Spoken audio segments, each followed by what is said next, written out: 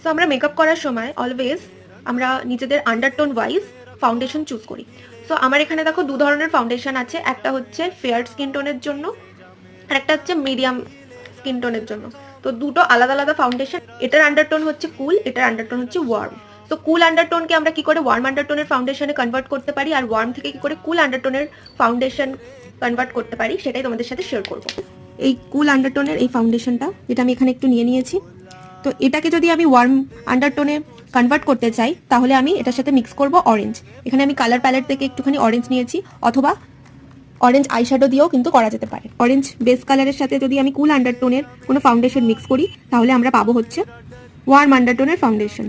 তো আমার কাছে রয়েছে একটা ওয়ার্ম আন্ডারটোনের ফাউন্ডেশন, যেটা আমি একটুখানি নিয়ে নিয়েছি। এবার এটাকে যদি ওয়ার্ম থেকে কুল আন্ডারটোন বানাতে চাই তাহলে আমি এটার মধ্যে মিক্স করবো পিঙ্ক কালার। তো দেখো কুল আন্ডারটোন থেকে চলে এসছে ওয়ার্ম আন্ডারটোনের ফাউন্ডেশন, অ্যান্ড ওয়ার্ম আন্ডারটোন থেকে চলে এসছে কুল আন্ডারটোনের ফাউন্ডেশন।